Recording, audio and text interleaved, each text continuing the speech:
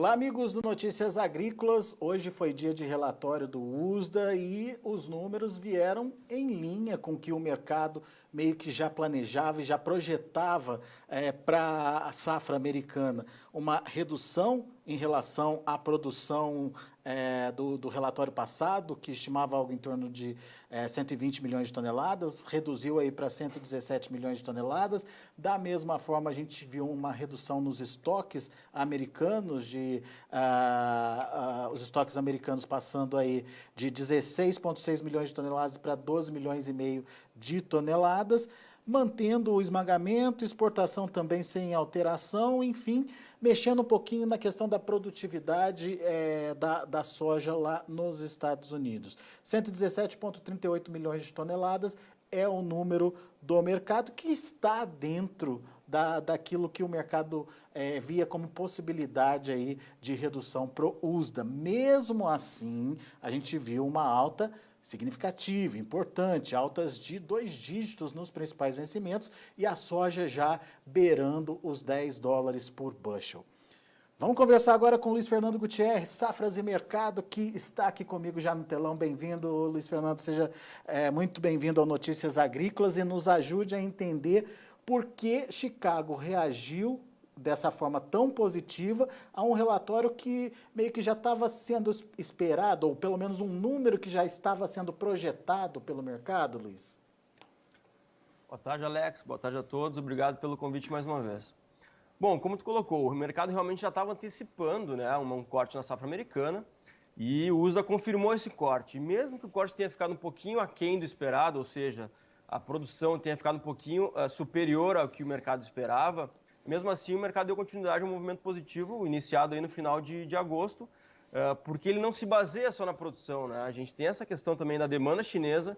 Nas últimas semanas ela vem diariamente, praticamente, a gente vem vendo aí vendas de soja americana para a China, isso está crescendo, era aquela coisa que já era esperada.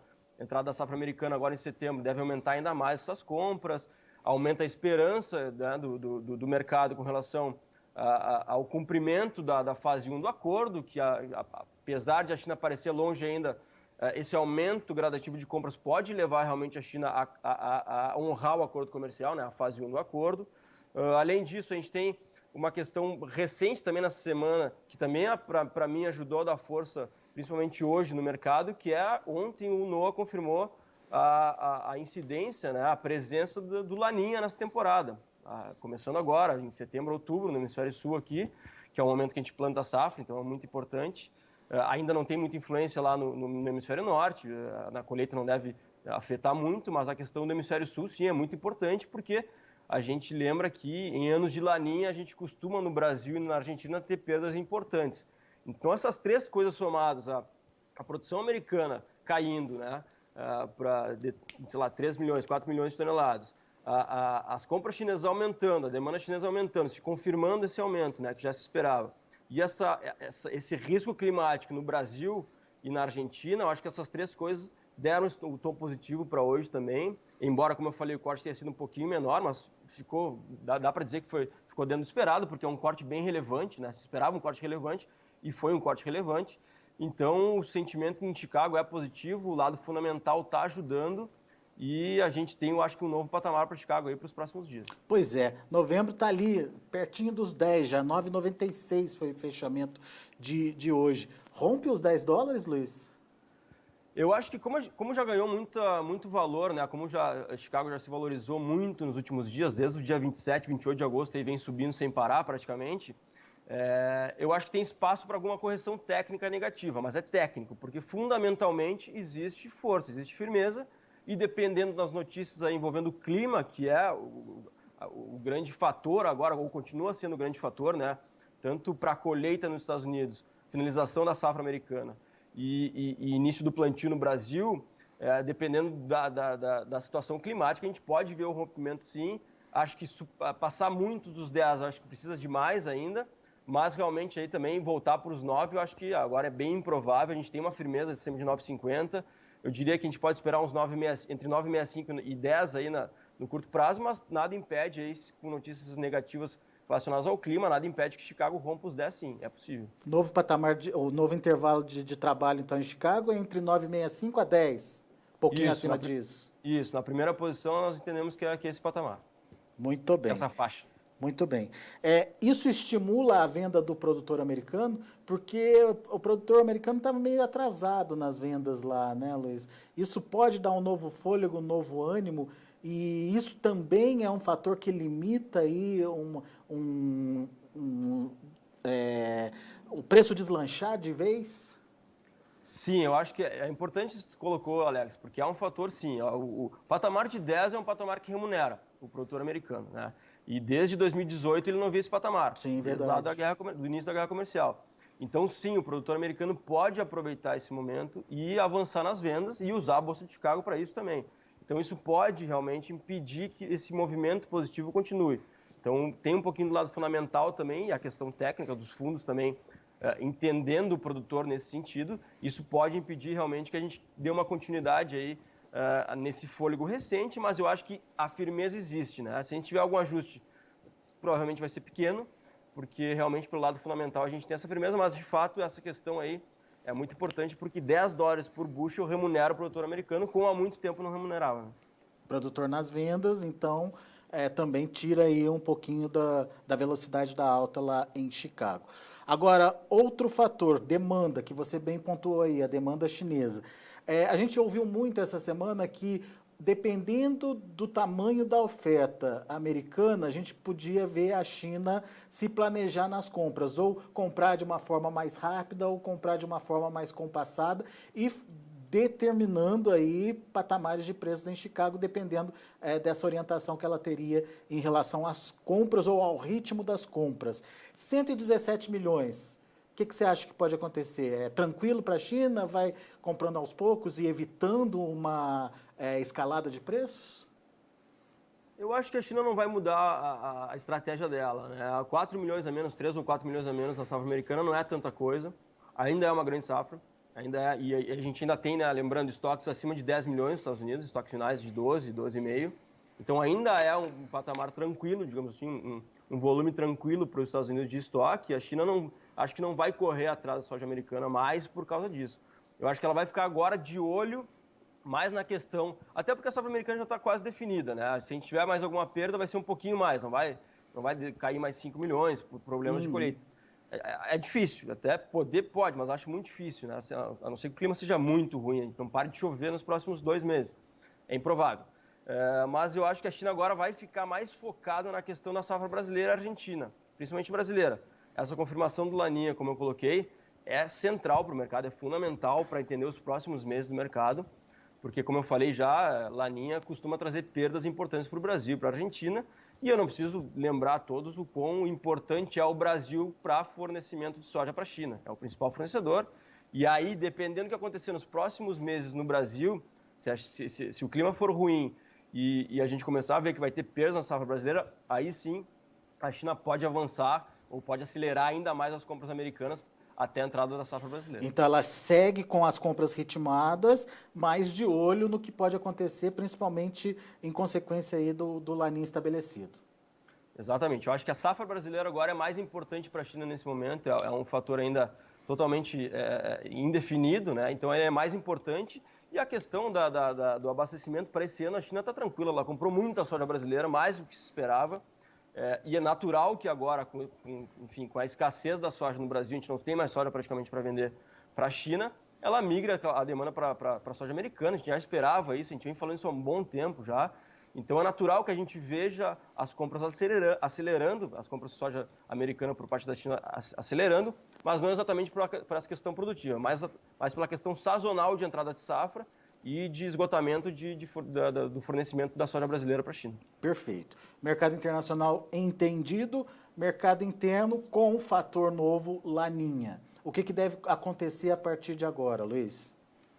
Bom, agora a gente entra no mercado climático da América do Sul, né? A gente ainda tem um pouco do mercado climático americano, de novo, a colheita é importante, a gente pode ter algumas mudanças aí de produtividade ainda, mas gradativamente o mercado climático da América do Sul começa a crescer e aí ontem o NOAA surpreendeu a todos, eu digo que surpreendeu porque no dia 7, né? Não, no dia 8, na verdade, na terça-feira, foi lançado o relatório mensal de acompanhamento do Laninha ao Ninho, e não tinha mudanças de setembro para agosto, estava com 60% de chance. Só que ontem o NOAA lançou uma nota aí para os mercados, dizendo que o Laninha está confirmado e que a chance dele permanecer até o inverno do hemisfério norte é de 75%. Então o Laninha está presente. E o ápice dele seria justamente no momento de enchimento de grãos da nossa safra aqui, né? Exatamente, final do ano e início do ano. Então, isso pegou o mercado de surpresa, né? Porque a gente não esperava realmente. Mudou de 2-3 dias, mudou essa questão do Laninha. Então, isso agora é fundamental. Isso é decisivo para a safra sul-americana. De novo, a gente teve vários problemas aí com Laninha já. Normalmente, as piores safras do Brasil ou da Argentina, da América do Sul, são quando ocorre Laninha, não é nem El Niño, é Laninha. Então, é muito importante. Então, isso vai ser fundamental para a gente entender os rumos, tanto de Chicago, né, nos próximos 6 meses, digamos, e também os rumos do preço da soja no Brasil, porque, enfim, Chicago vai continuar influenciando diretamente o preço. Né? Muito bem. Mas daí, com essa percepção de Laninha podendo ocorrer, isso desestimula o ritmo de comercialização da soja da safra nova, Luiz? Sim, por 2 motivos. O primeiro é que já está muito antecipada, as vendas já foram muito antecipadas, né? A gente tem mais da metade da safra brasileira já negociada. Esse é um motivo. Então, a questão da produção agora é central para o produtor brasileiro, ou seja, se ele já antecipou muito e tem um fenômeno que pode trazer perdas para ele tem um risco climático maior. Então, ele tende a diminuir o seu ritmo de vendas.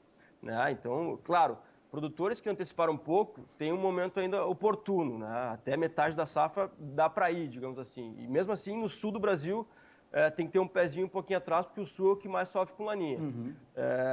E o segundo fator é a questão de que problemas climáticos no Brasil ou na América do Sul, no futuro, podem trazer força para Chicago. Então, pode trazer uma oportunidade lá na frente de se vender com Chicago mais alto. Então, esses 2 fatores tendem a frear essa venda antecipada brasileira. Como eu falei, já foi muito antecipada, então é normal que daqui para frente o produtor foque no plantio e diminua seu ritmo. E essa questão aí, esse risco climático somado a essa possibilidade de Chicago subir em cima dele, né, continuar subindo, isso deve frear ainda mais as vendas daqui para frente. Como um fator novo, inesperado, muda o cenário completamente, né, Luiz? Não, o mês de agosto mudou completamente o mercado, né, Alex? É impressionante. A gente vinha com uma safra americana muito boa, quase uma safra recorde, lembrando, lá no início de agosto, a gente tinha o USDA estimando praticamente uma safra recorde, um pouquinho menor, assim, 200 mil toneladas a menos que a safra recorde americana. E aqueles eventos climáticos de agosto, lá, principalmente a questão que envolveu a Iowa, né, que é o segundo maior estado produtor, e aí no final do mês teve a questão do furacão, que também trouxe alguns probleminhas, temperaturas subiram um pouco mais também, e faltou umidade em alguns lugares. Isso mudou a safra americana, né?